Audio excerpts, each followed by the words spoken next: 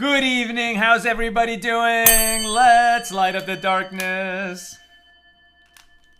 Come on.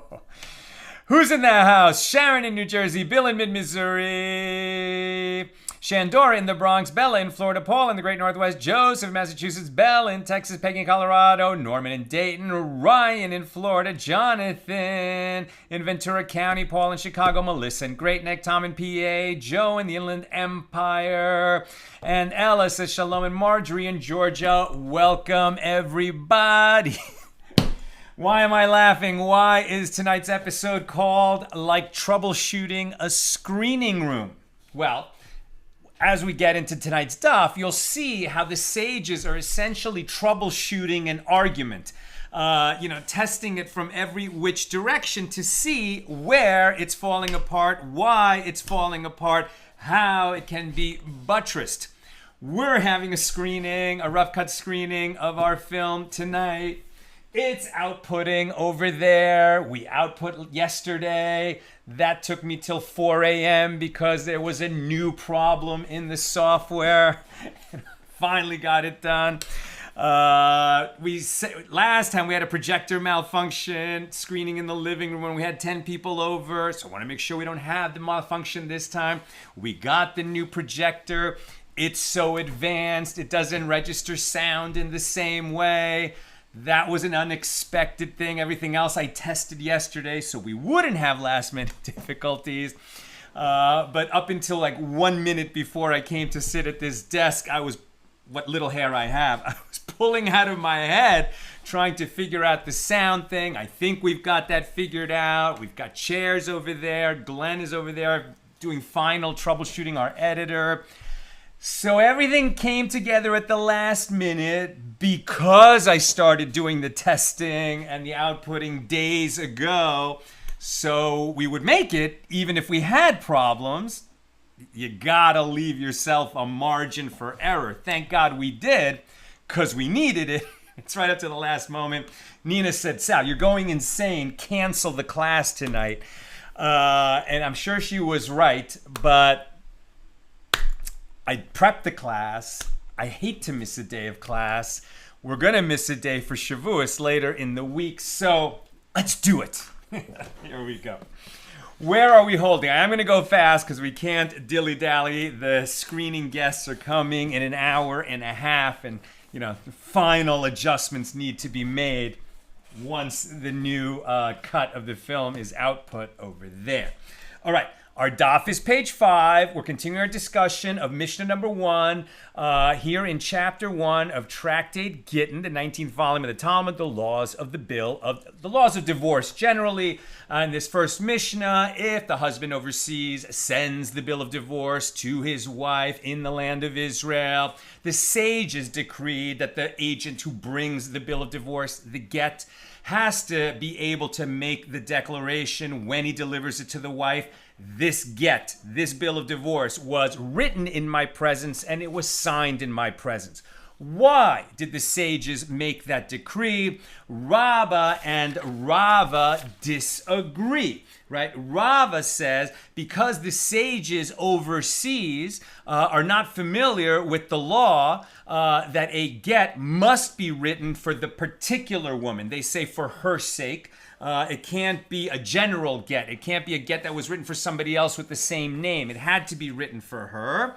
Rabbah, initially we thought, disagrees with Rava and says the reason the sages decreed that the agent must declare it was written in my presence and signed in my presence is because the witnesses who were there when the husband wrote and signed the get won't be available when the get is delivered to the wife. So at least the agent can attest, I saw it written, I saw it signed, there were valid witnesses there, the husband is the one who did it, and then in front of 2 or 3 witnesses, as we'll see, he can deliver the get to the wife. We thought that Rabbah disagreed with Rava, not because they don't know the law, that it must be written for her, but rather because the witnesses won't be available. At the end of yesterday, we learned, no. Rabbah agrees with Rava that the scribes overseas don't know that law, But also the additional reason. It's not that he disagrees with Rava, it's that he adds an additional reason why the sages were motivated to create that decree. That's where we are holding. We pick it up at the bottom of page 4b. We learned in a Mishna here in this tractate on page 9a with regard to an agent who brings a bill of divorce from a country overseas and he is unable to say, he is unable to say it was written in my presence and it was signed in my presence. If the bill of divorce has witnesses signed on it, then it shall be ratified by its signatories, i.e., if he can't make that declaration that it was written in his presence and signed in his presence, but we are able to ratify the signatures of the witnesses, either because the witnesses come here or because I suppose we have witnesses here who recognize the signatures of the witnesses who were there when the bill was written, then we can ratify the get and it's a valid get, right? But if we can't ratify the get and the agent isn't able to make that statement, then we have the big problem. And we discussed this law. What is the meaning of the phrase, he is unable to say it was written in my presence and signed in my presence? Now we're on 5a. So what does it mean he can't say that? He is unable to say it was written in my presence and signed in my presence. What does that mean? If we say that this is referring to a deaf mute, is a deaf mute fit to bring a bill of divorce? But didn't we learn in a Mishnah on page 23a of this tractate, anyone is fit to serve as an agent to bring a bill of divorce to a woman, except the three categories that we traditionally encounter as being disqualified to serve in as such a capacity, right? So anyone can bring the bill of divorce except a deaf mute, an imbecile, and a minor. I mean, we understand the minor and the imbecile lack the mental capacity. We feel like, what's wrong with the deaf mute? The deaf mute obviously could make that communication. But in ancient times, where they didn't have sign language and other teaching methods, they couldn't be sure that the deaf mute understood what he was entrusted to do. And so traditionally, a deaf mute it would be disqualified from being an agent for a case like this. So is that what we mean? That he is unable to say it was written in my presence and signed in my presence? Right. Rav Yosef said, wait a minute. With what are we dealing here? This is a case where the agent gave the bill of divorce to her when he was halakhically competent, but he did not manage to say it was written in my presence and it was signed in my presence before he became a deaf mute. It's like he was struck dumb and deaf after he gave her the bill of divorce and before he was able to make this statement. In other words, although at the time he was appointed, it's not that he delivered, maybe at the time that he was appointed. Although at the time that he was appointed, he was fit to be appointed as an agent, he is currently unable to make the statement. Now, he lost his voice. Maybe that's enough.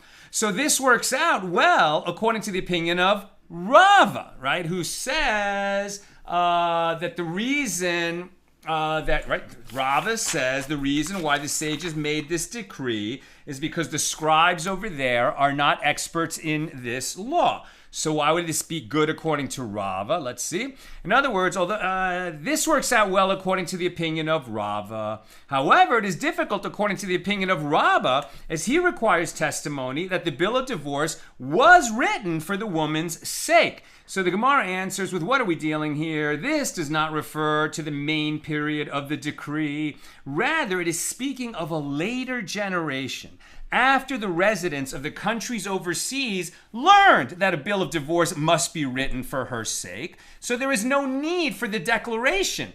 Now the Gemara raises a difficulty, if so, meaning that this is referring to a situation where everyone is assumed to be knowledgeable, right? So we've done away with the problem that the scribes overseas are unaware that the get must be written for her sake, her specific sake.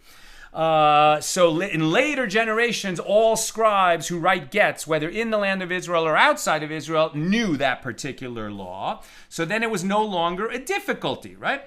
So if so, meaning that this is referring to a situation where all scribes are assumed to be knowledgeable, then even if the agent is able to testify, he is also not required to say it was written in my presence, as it should be sufficient to confirm the witness's signatures, even if he doesn't make that verbal declaration.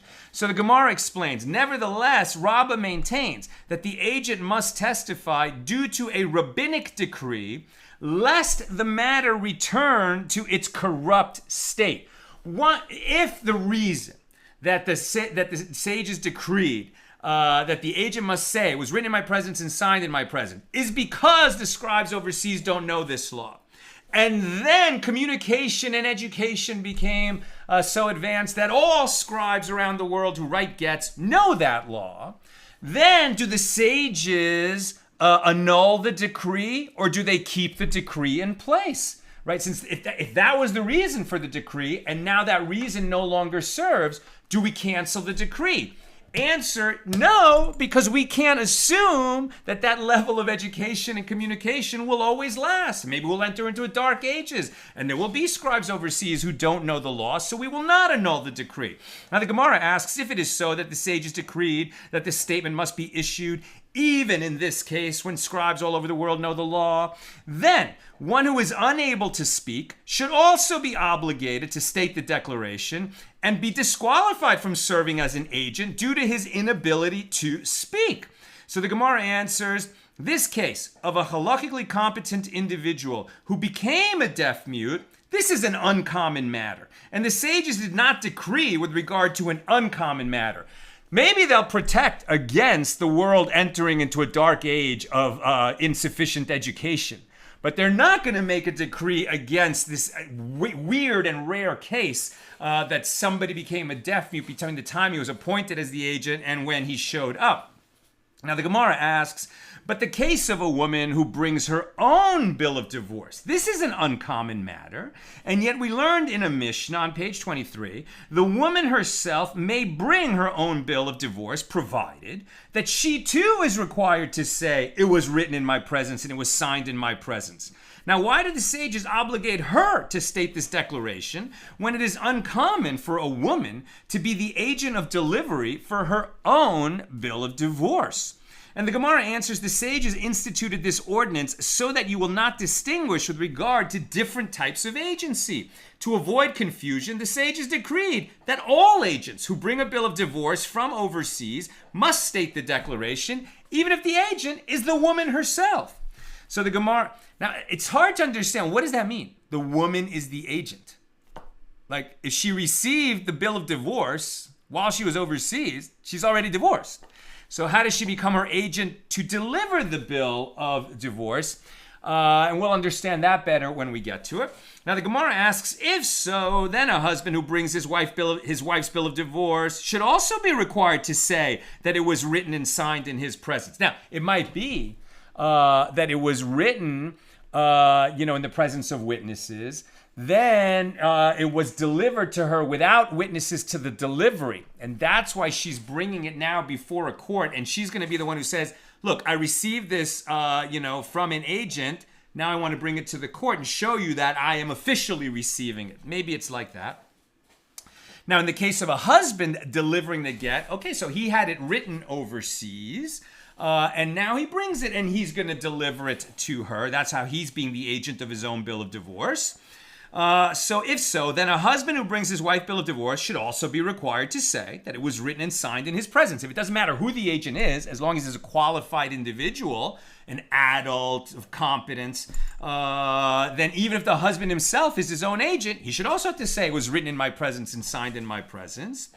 Why then is it taught in a baraisa, in the case of the husband himself who brought his own bill of divorce, he is not required to say it was written in my presence and signed in my presence. And the Gemara explains what is the reason that the sages said that the agent of a bill of divorce is required to say it was written in my presence and it was signed in my presence. And the reason for the decree is that perhaps the husband will come and contest and invalidate the bill of divorce. However, here the husband himself now holds the document in his hand. Why would you be concerned that he will contest it? He's the one delivering it. So if he does not wish to give the bill of divorce to the woman, he can simply tear it up. Therefore, the sages did not apply the decree to the husband acting as his own agent. Okay, the Gemara attempts to cite an additional proof. Come in here, as Shmuel raised a dilemma before Rav Huna. With regard to two people who brought a bill of divorce from a country overseas, are they required to say it was written in our presence and it was signed in our presence, or are they not required to state this declaration? And Rav Huna said to him, they are not required to say it. And Rav Huna explained, and if these two individuals would say, testifying, she was divorced in our presence, even without bringing a bill of divorce, aren't they deemed credible, and isn't she considered divorced? Therefore, this case too, they are deemed credible when they claim that the bill of divorce was written correctly. Right? In other words, it's only when a single agent comes that he has to say it was written and signed in my presence. When two people come, you've got a pair of witnesses acting as witnesses. So they don't have to make that declaration. They're saying this was a proper get, and now we witness that it was created, and we're witnessing that it's delivered. The Gemara comments, okay, this works out well according to the opinion of Rava, as the matter depends on the availability of witnesses to ratify the bill of divorce. And there are two witnesses in this case. However, according to the opinion of Rabbah, it is difficult, as he requires the additional testimony that the document was written for the woman's sake. So the Gemara explains, according to the opinion of Rabbah, with what are we dealing here? He maintains that this ruling is referring to the period after people overseas learned the law that the bill of divorce must be written for the woman's sake. So the Gemara raises a difficulty. If so, one person who brings a bill of divorce should also not be required to say that it was written and signed in his presence. The Gemara explains, one witness is still required to state, when it's one witness, he's still required to state the declaration for the aforementioned reason. It is a rabbinic decree, lest the world return to its corrupt, uneducated state. So the Gemara further asks, well, if so, two who bring a bill of divorce should also be required to say that it was written and signed in their presence due to the same decree. And the Gemara answers, two people who bring a bill of divorce, well, this is an uncommon matter, and the sages did not decree with regard to an uncommon matter. Normally, you appoint one person to deliver the bill of divorce. You're not going to appoint two messengers. You only need one messenger. Why would you send two people as a messenger? So the Gemara asks, but the case of a woman who brings her own bill of divorce is also an uncommon matter. And yet we learned in the Mishna, the woman herself may bring her own bill of divorce, provided that she too is required to say it was written in my presence and it was signed in my presence. Why do the sages obligate her to state this declaration when it is uncommon for a woman to be the agent of delivery for her own bill of divorce? If you say the sages don't decree for uncommon situations, why did they decree for her? And the Gemara answers, the sages instituted this decree so that you will not distinguish with regard to different types of agency, which would bring us back to the same question as before. If you don't distinguish between different types of agency, why did you say that if the husband is his own agent to bring a bill of divorce, he doesn't have to make that decree? If you're saying all agents make the decree, he should make the decree also. And again, they would answer, if the husband wants to deliver the divorce or not deliver the divorce, he can always change his mind. He can't later contest that it wasn't delivered when he himself delivered it. That's why you don't need the declaration from the husband. And that was the next paragraph. So the Gemara suggests, come in here a proof from the Tosefta with regard to an agent who brings a bill of divorce from a country overseas, and he gave it to the woman, but he did not say to her, it was written in my presence and it was signed in my presence. Right? We saw it at the beginning of the page.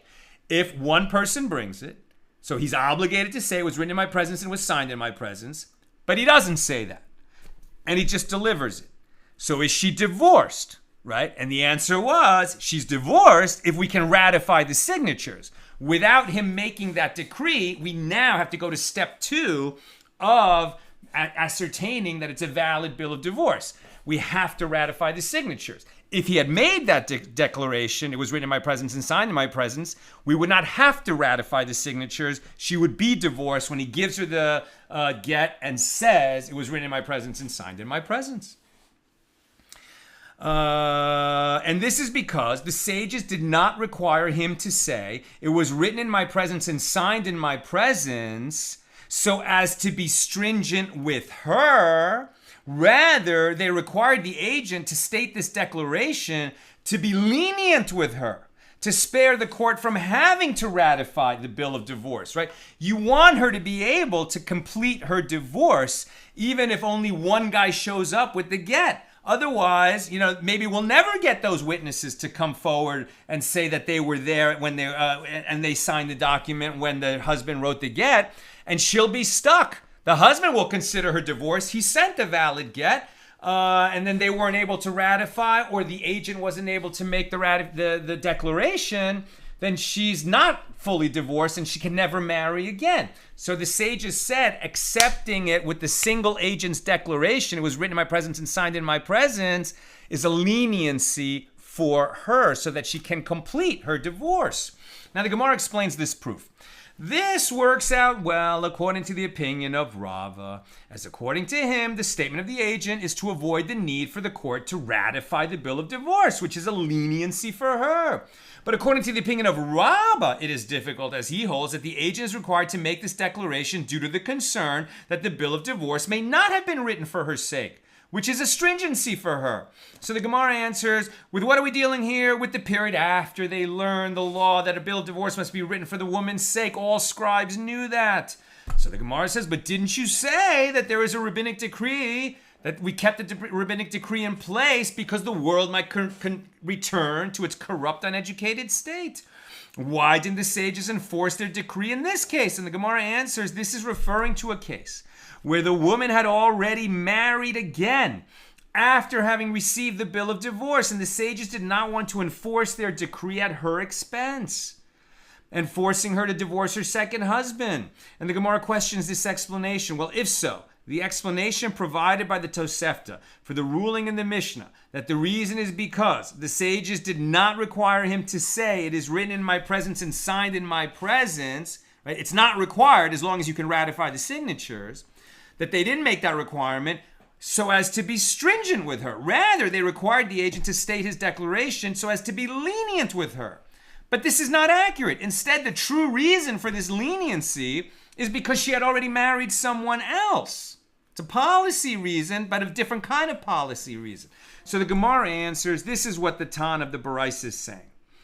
And if you would say that one should be stringent with her and remove her from her new husband, to counter that claim, the Tana adds, this is because the sages did not require him to say it was written in my presence and was signed in my presence so as to be stringent with her. Rather, they required the agent to make this declaration so as to be lenient with her. Since it was created, that statement was created, the declaration, the requirement of the agent's declaration was created as a leniency for her.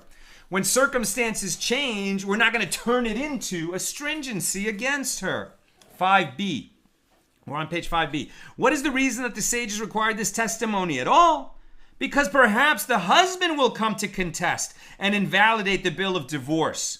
And now in this case, where the husband is not contesting its validity, will we, the court, arise and contest it? No, we will not. But understand, it was always a leniency for her to allow her to get divorced based on one agent delivering a properly witnessed and signed document, as long as he can say, I saw it written, I saw it signed.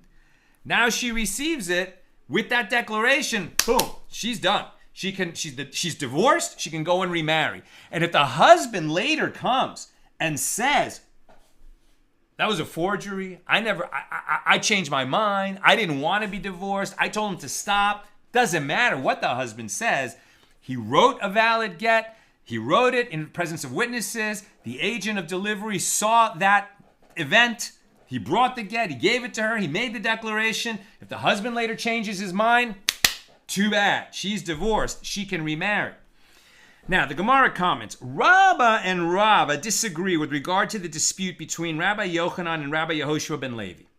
One said that the reason the sages required an agent to say it was written in my presence and was signed in my presence is because overseas they are not experts in writing the bill of divorce for her sake. It must be specifically for her. And the other said it is because the witnesses who were over there when the get was written will not be available to ratify it here in Israel when the get is delivered. So the Gemara suggests, it may be concluded that Rabbi Yehoshua ben Levi is the one who said that the reason is because they are not experts in writing the bill of divorce for her sake. How do we know this? As Rabbi Shimon bar Abba brought a bill of divorce before Rabbi Yehoshua ben Levi and said to him, am I required to say it was written in my presence and it was signed in my presence or not? Rabbi Yehoshua ben Levi said to him, you are not required to do so, as they said that one was required to state this declaration only in the earlier generations when they were not experts in writing a bill of divorce for her sake. However, in the later generations, when they are experts about writing it for her sake, no, this declaration is no longer necessary. Oh, so the sages annulled their decree? We thought that they kept the decree in place lest the world become corrupt and uneducated again. But perhaps when the agent himself is a Torah scholar, maybe that's a difference. Let's see. The Gemara states it may be concluded from here that Rabbi Yehoshua ben Levi was of this opinion. We no longer have this requirement of the agent making the declaration once it became known that scribes all around the world, when writing a get, all of them know. It's common knowledge. If you write a get for a woman, it has to be for that specific woman. You can't use a get that was written for someone else.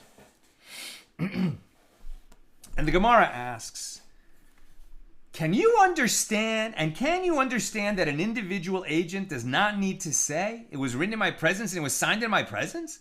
But it was demonstrated earlier that Rabbah is of the opinion that the reason is also in accordance with the opinion of Rabbah. And it's not only the issue of that the scribes overseas don't know it has to be written for her sake, but also the issue of the availability of witnesses who can ratify it. And that is not resolved by the fact that the later generations are aware of the law that a get must be written for one woman's sake. And furthermore, we said that according to the opinion of Rabbah, an agent must still say that it was written and signed in his presence, lest the world return to its corrupt, uneducated state. So rather, Rabbi Shimon bar Abba had another person with him. When he said to Rabbi Yehoshua ben Levi, am I required to state that it was written in my presence and signed in my presence? It wasn't because, and Rabbi Yehoshua ben Levi said, no, you're not required. It wasn't because the decree had been annulled now that all the scribes knew that it had to be written for her sake. Rather, it was because Rabbi Shimon bar Abba had another person with him. This was a case of two agents of delivery working together. And we already saw that when two deliver it, no, then you don't need to make the declaration. It was stated that the Amoraim disagreed with regard to the following question. Amoraim are the rabbis of the Gemara, the later rabbis, after the rabbis of the Mishna who are called Tanaim. In the presence of how many people must an agent who delivers a bill of divorce from overseas give it to the woman? Right? When he gives it to the woman, he's going to make that declaration. It was written in my presence and signed in my presence.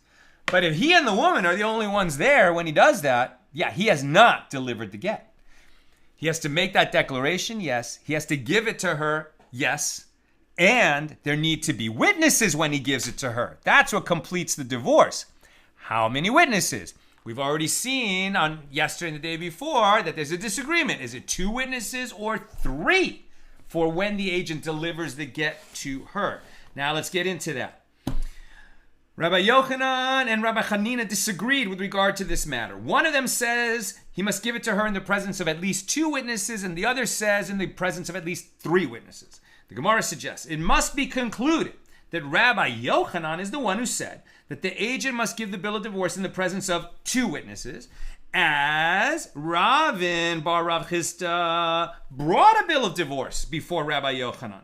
And Rabbi Yochanan said to him, go and give the bill of divorce to her in the presence of 2 witnesses and say to them, it was written in my presence and it was signed in my presence.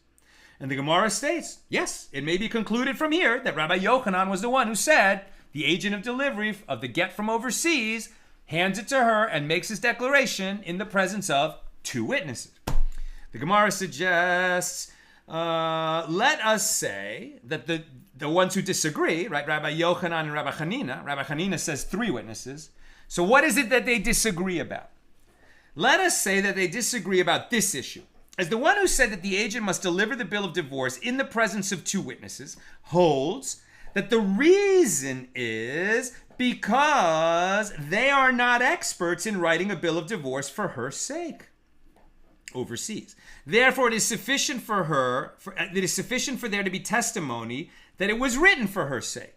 And the one who said that he must testify in the presence of three people holds that the reason is because there are no witnesses to ratify, right? So what they're saying is that the disagreement between Rabbi Yochanan and Rabbi Hanina about whether the get must be delivered in the presence of two witnesses or of three witnesses is based on the very same disagreement of Rava and Rabba, as we originally understood it, that what is the reason for the declaration? Is it because the scribes overseas don't know, it has to be written for her sake, or is it because the witnesses aren't going to be present to ratify it?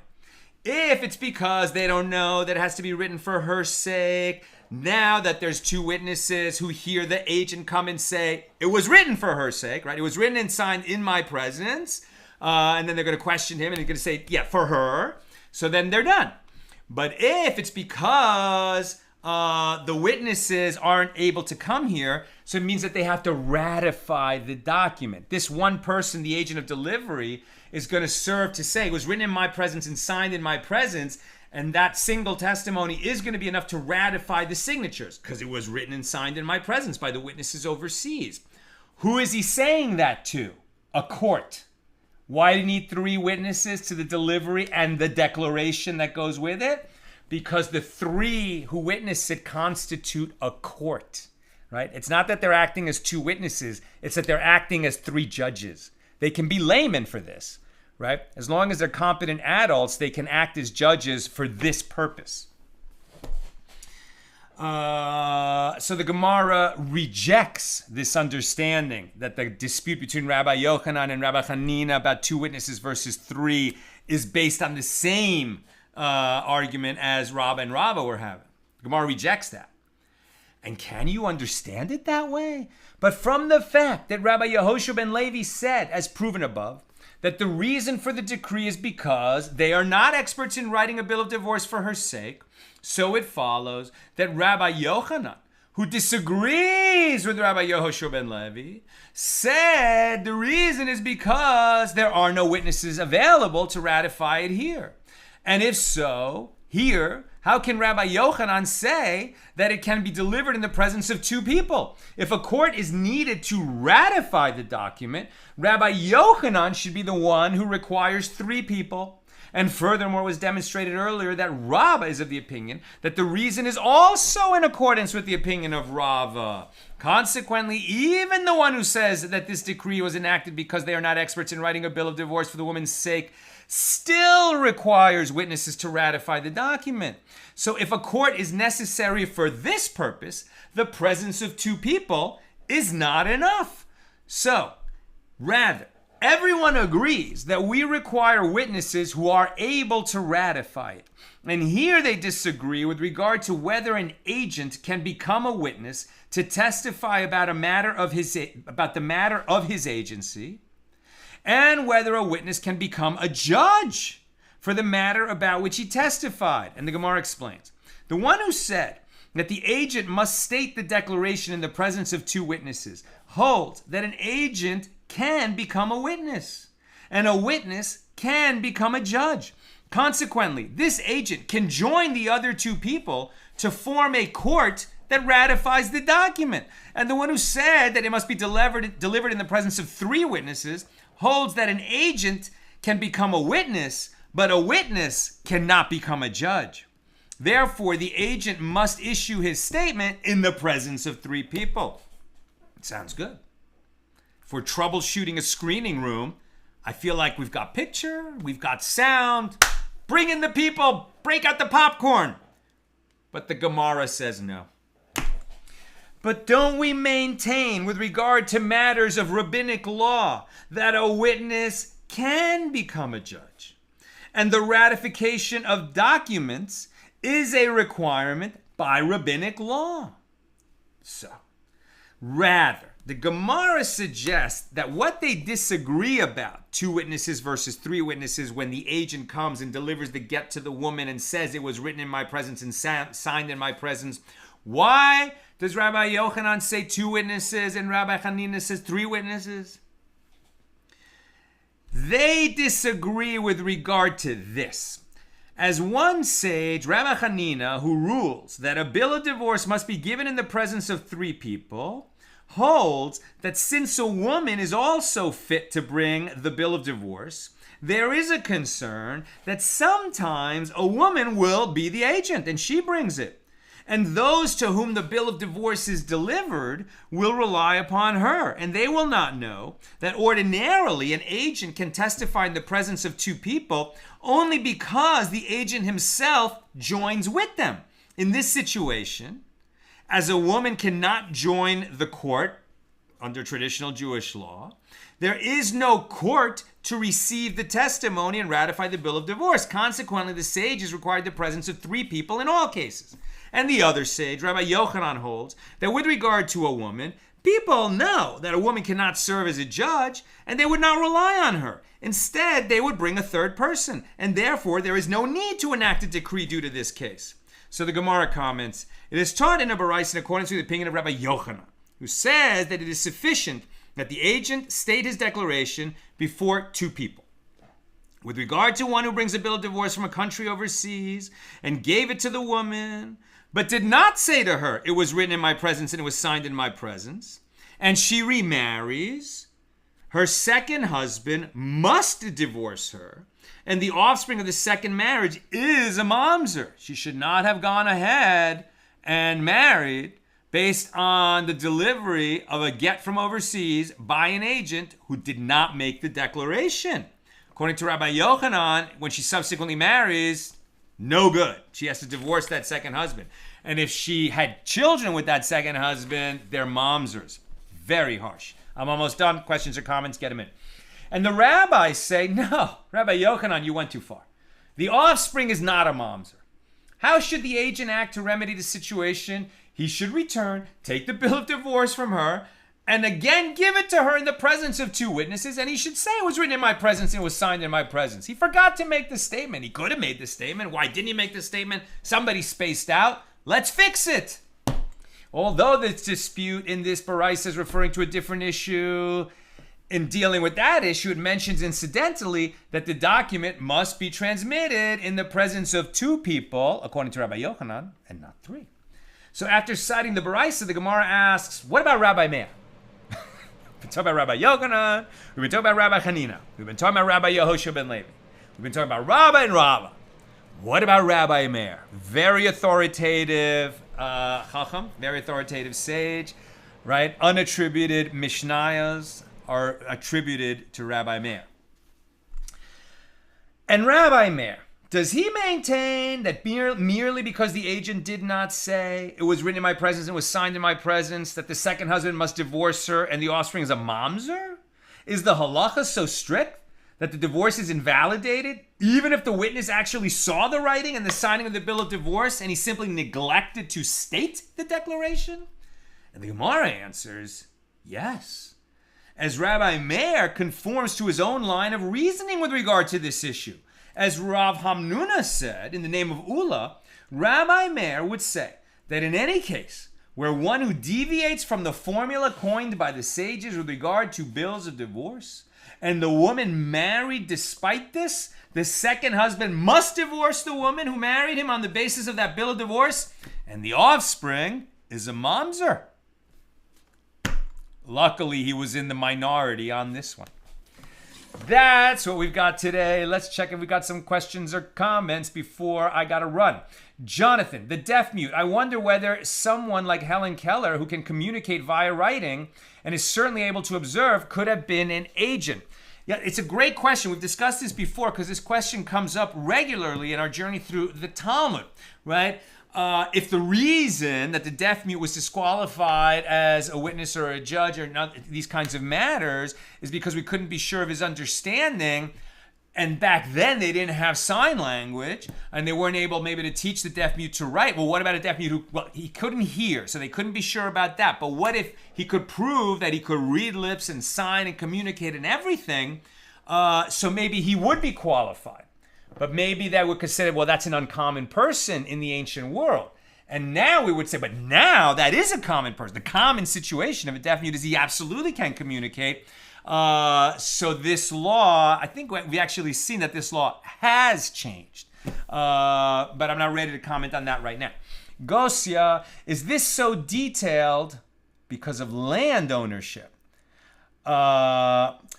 In terms of who's going to end up owning the land in the case of a divorce, I would say no. I think that the main issue is this, what we got to at the end of the daf, that if they get it wrong, if there was something wrong with the divorce, and she goes ahead and marries, thinking that she is divorced when she's not, then the second marriage is not a marriage.